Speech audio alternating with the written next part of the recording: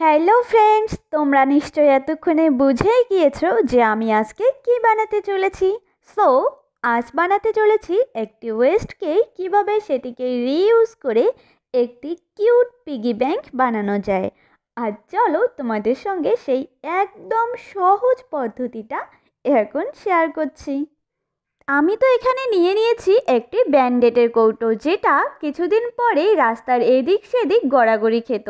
দেখো, আমরা তো আর একা এই পরিবেশকে দূষণমুক্ত করতে পারি না, কিন্তু আমাদের ছোট্ট একটি প্রয়াস করতে পারে অনেকটাই পরিবেশের সুরক্ষা। তোমরা প্লিজ সেদিকে একটু সচেতন হও। আর এর আগেও আমি ওয়েস্টের রিইউজ নিয়ে অনেক ভিডিও শেয়ার করেছিলাম, এতে তোমরা কিন্তু অনেক পজিটিভিটি দেখিয়েছিলে, তার জন্য তোমাদেরকে অনেকগুলো থ্যাংক ইউ।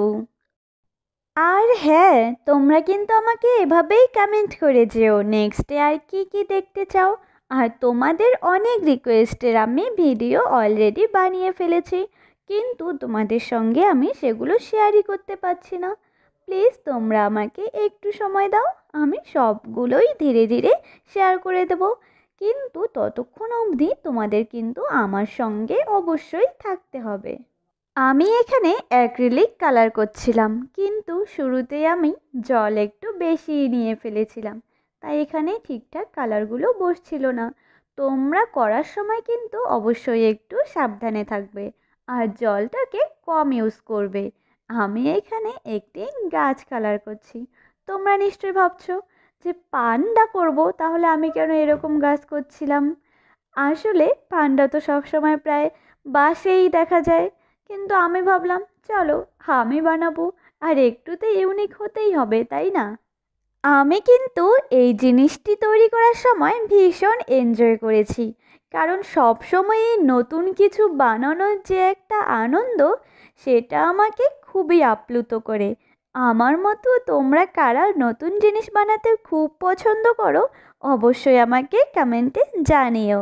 আর এখন কালার করব এই কিউট পান্ডাটা। তোমাদের কার কার পান্ডা ভালো লাগে ঝটপট আমাকে জানাও তো। আমার কিন্তু বেশ ভালো লাগে, কিন্তু আমি এখনো পান্ডা দেখিনি। তোমরা কারা কারা পান্ডা দেখেছো একটু আমাকে জানিও।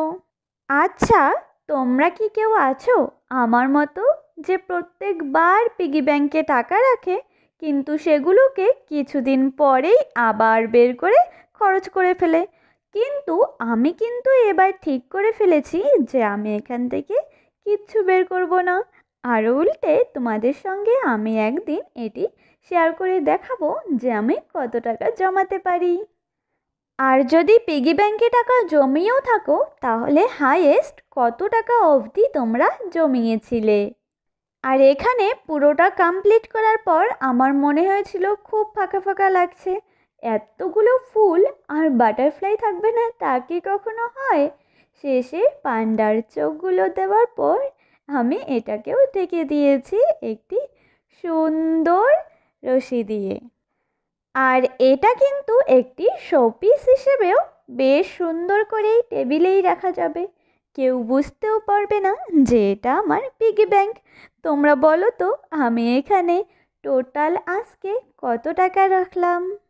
আর জানাও আজকের এই কিউট পিগি ব্যাংকের আইডিয়াটা তোমাদের কীরকম লাগলো। এরকম আইডিয়া থাকলে অবশ্যই আমার সঙ্গে শেয়ার করো।